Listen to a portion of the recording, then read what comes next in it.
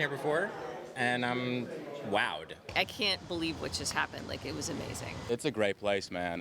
Really, fun atmosphere, really nice people, and it's like the nice, fast food of marijuana shopping. It's good. They're describing NETA, or New England Treatment Access, right now the only legal recreational marijuana dispensary in Northampton, Massachusetts, and they're using the same terms you might expect to hear in a review of a new restaurant or supermarket. I'm excited to see what the menu has to offer.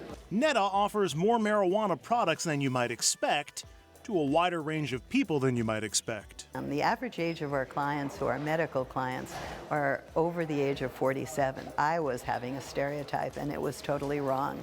We're not really seeing a real difference between what we're seeing on the adult use side and also the medical side. Good morning. When they walk in, customers are handed a menu showing all the products for sale that day. What can I get for you today? There is a lot to choose from at varying price points. They're really informative inside. They break it down for you. They tell you what you want. I kind of tell them what my needs, anxiety, sleep deprivation. I have a bad back. I have disc issues in my back, have for a long time. I've taken painkillers from time to time. Is there something here that would help that? Definitely. One product I do want to highlight is our Olay lotion. And whether people are seeking relief from medical issues or just seeking some fun, All right, can I get you anything else to do? it's clear from customers that for them, this is a vastly better way to buy marijuana. You don't have to worry about it anymore. You know the quality you're getting. You don't have to worry about the quality you get on the street or any of the dangers that could come along with it. You don't have to deal with shady people like these people I know in the park who are drug dealers. They put stuff in the weed. You know what you're getting. You know what you're getting. Everything's regulated, everything's done above board, no chemicals or anything like that, and that's what I like. It's quick and easy. You do reserve ahead, come up, get it, out the door. I was in no longer than 10 minutes. If this was legal in Rockland or somewhere in the Hudson Valley, would you be coming up to Massachusetts? I would not, unless I was visiting my grandma. Drug dealers on the streets will sell to anyone. That's the problem. Most of these people they're selling to cannot buy from a dispensary. There is absolutely a black market for marijuana. That may sound counterintuitive, a black market for marijuana in a town where you can buy it legally. But it's more understandable considering there are 5 colleges in or near Northampton, and most of their students are not yet of legal age. But there's another reason that pot dealers stay in business here. It's more expensive to buy it legally. Why?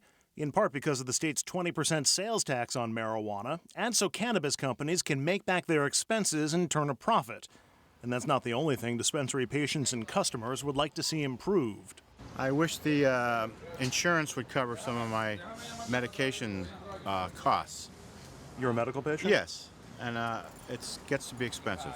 As we concluded our 2-day visit to Northampton, we realized there were questions about the impact of legal marijuana we could not answer, or answer yet, because adult use cannabis has only been legal here for 8+ months. We don't know if, in time, more kids here will try marijuana or use it regularly, or whether having a dispensary in town will impact those rates. We don't know if, in the long run, legal marijuana will help or hurt the fight against opioids. There's been no significant impact on either thus far. And while we know the feel of the city has not changed after 1 dispensary opened here, we don't know what Northampton will feel like with 2 dispensaries, or 10. For now, the city will let the market decide. Plenty of people think we have too many sushi restaurants, they think we have too many coffee restaurants, they think we have lots of other restaurants, but we don't put caps on them. And no one knows what will happen to business and tax revenues here once more dispensaries open across the state. You'd assume both would decline. NETA is hoping the quality of its products keeps people coming, even if other shops are more convenient for some customers. But the biggest fiscal question mark rests with other states. If Connecticut and New York, for example, legalize, will sales both at NETA and at the city's shops and restaurants hit a wall? For reference, think of Atlantic City, New Jersey, when it was the only East Coast city with casinos, as compared to Atlantic City today with competition in every neighboring state. It's the same in any industry. How much saturation can how many hotel rooms can a city absorb? Same sort of a question. And so we'll have to see how that plays out. Which is why, at the state's suggestion, Northampton is using very conservative estimates for their expected cannabis revenue. There's just no way to know how long this boom will actually last.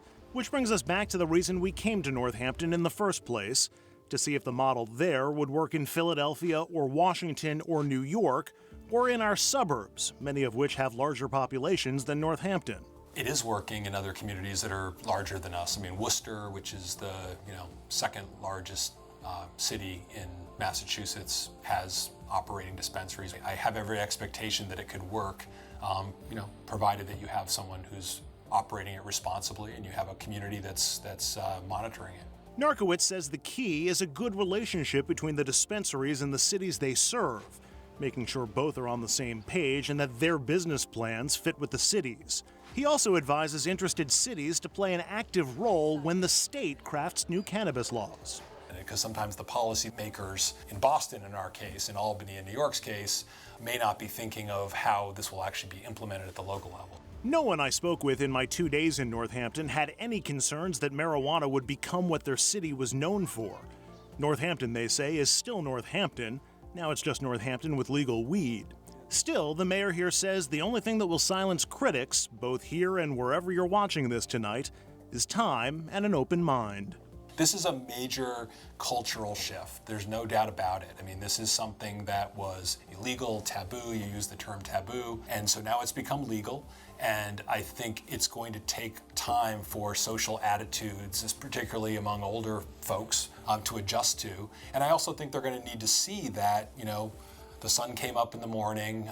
There was no, there was no crime spree. There was no zombie apocalypse. Fill in the blank. I thought I would conclude this series with my takeaways, what I learned in Northampton that we should consider as we debate legalization elsewhere. First is that the most alarmist worries about legalization would seem to be untrue. It's possible to legalize marijuana without changing the fabric of a community, and that the upsides I saw in Northampton seem to me to outweigh the negatives. But I do wonder if that fabric might change with multiple dispensaries in the same town. There are also real concerns about driving under the influence and giving police a better way to test for it, as well as usage trends among youth that will need monitoring. But money from marijuana sales can also be used to make drug prevention education in places where marijuana is legal stronger than it is anywhere else. All in all, the setup in Northampton and in Massachusetts, at least to me, can be a model for responsible legalization and should be strongly considered. Reporting for Richard French Live, I'm Andrew Whitman. Thanks so much for watching. Have a great weekend.